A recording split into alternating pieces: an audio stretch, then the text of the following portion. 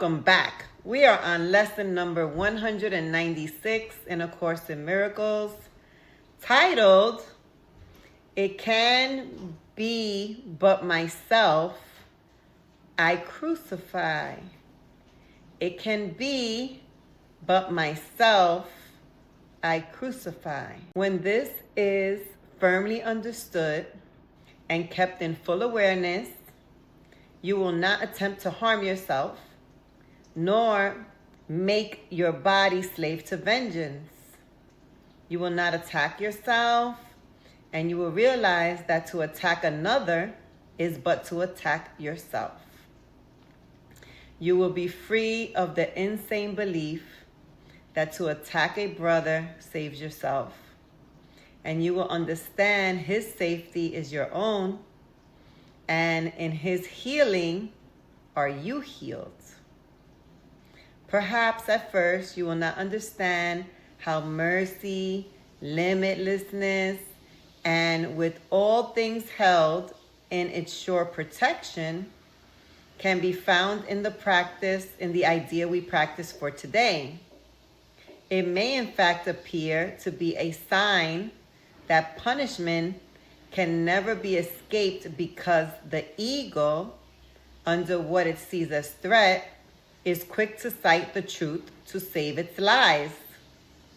Yet must it fail to understand the truth it uses thus. But you can learn to see these foolish applications and deny the meaning they appear to have. Thus, do you also teach your mind that you are not an ego.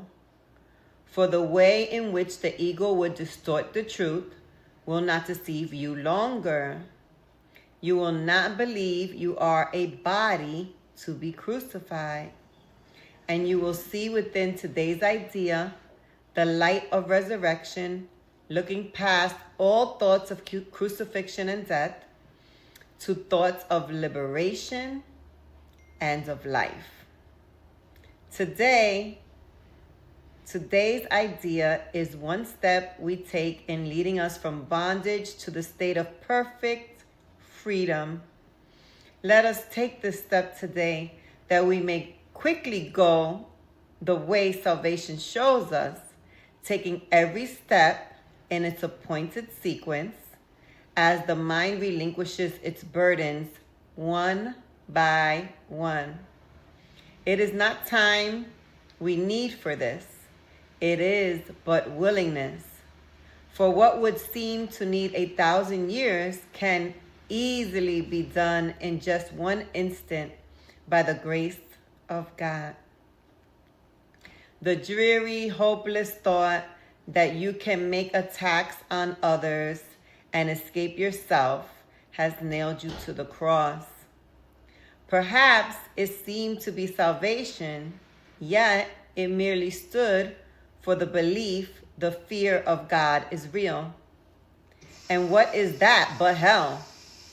Who could believe his father is his deadly enemy, separate from him and waiting to destroy his life and blot him from the universe, without the fear of hell upon his heart?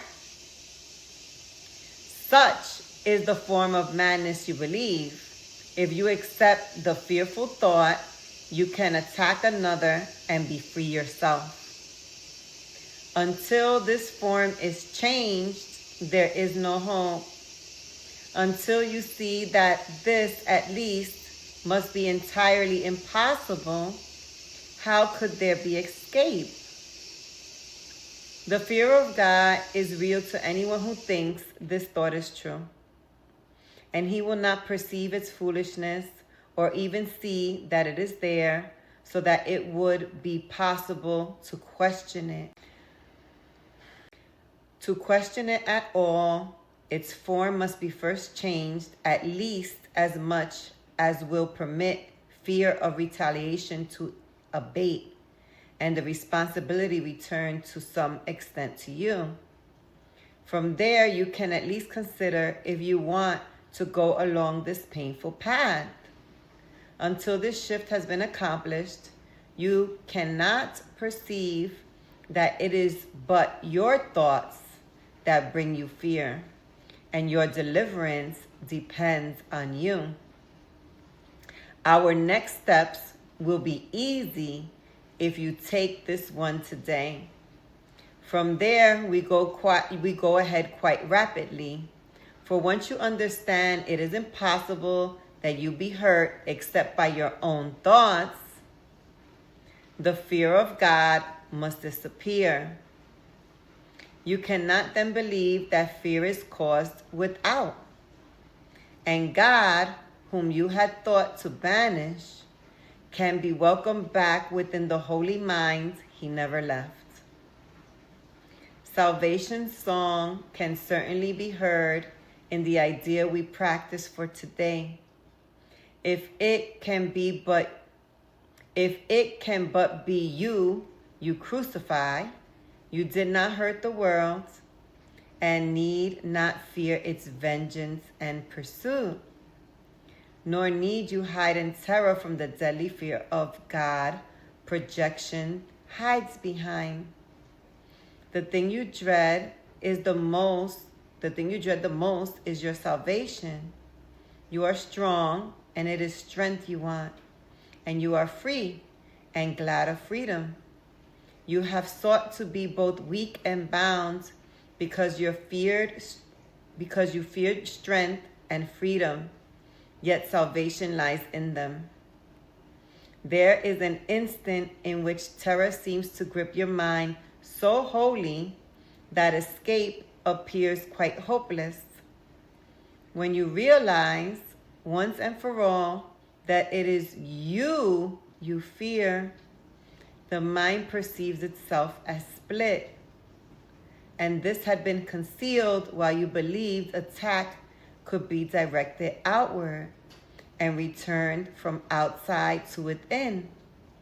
It seemed to be an enemy outside you had to fear. And thus a God outside yourself became your mortal enemy, the source of fear. Now, for an instant, is a murderer perceived within you, eager for your death, intent on plotting punishment for you until the time when it can kill at last. Yet in this instant is the time as well in which salvation comes. For fear of God has disappeared, and you can call on him to save you from illusions by his love, calling him Father and yourself his Son. Pray that the instant may be soon. Today, step back from fear and make advance to love. There is no thought of God that does not go with you to help you reach that instant and to go beyond it quickly, surely, and forever. When the fear of God is gone, there are no obstacles that still remain between you and the holy peace of God. How kind and merciful is the idea we practice. Give it welcome, as you should, for it is your release. It is indeed but you, your mind, can try to crucify. Yet your redemption too will come from you. Lesson number 196. It can be but myself I crucify. It can be but myself I crucify.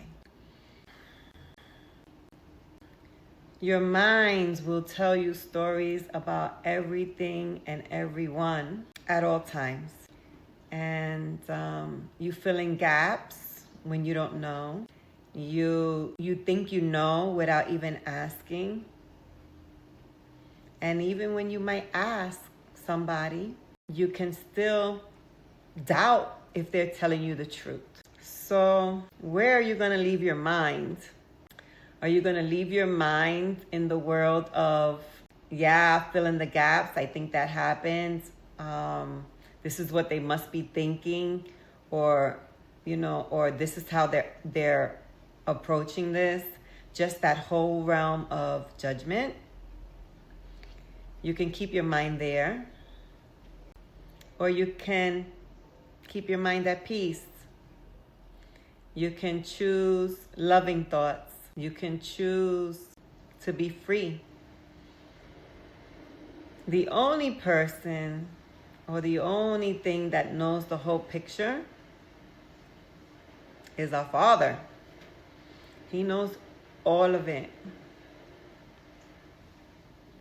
We know nothing. We know whatever it is that we think. And what we're thinking is driving our reactions to the world. It drives how we see the world. It drives where we think we're stuck, we're limitless, we're limited, we're free, we're imprisoned. The whole gamut. We get to choose. And if you get to choose, why not choose thoughts that help you? Why not choose thoughts that make you feel good? Why not choose thoughts that make you laugh? Why not live in what the Course in Miracles says is the reality, is the truth? The truth that, listen, if you believe that God is love, if that's what you truly believe, that's always my premise. If I believe that God is love, then what's the loving way I can think about this? What's the most gracious way? What's the most kind way? What's the most optimistic way? What's the most way that gives me options, gives me opportunities, expands me, makes me feel good? What's the way that makes others feel good, expands them, grows them? What's that way? And guess what? We can choose it. Your Father only wants good things for you. Your Father only wants to love you. And why worry about anything else? Love got you here. Love brought you here. Love got your back. Love is surrounding you right now. Remember who walks with you. I always sing in my mind, Jesus walks with me, with me, with me. So if you were stuck, freeing you. If you were questioning, I gave you some answers. If you were sad, I give you hope. If you were stuck, I'm giving you freedom. That's the holy instant. That's what A Course in Miracles is talking about. Make sure you choose love. In the Bible, over 365 times, it says, do not be afraid. I've made that mistake. I've lived that mistake. But I've also lived full in love for long spurts. So come back. Leave fear behind. Choose love instead. Have a great one.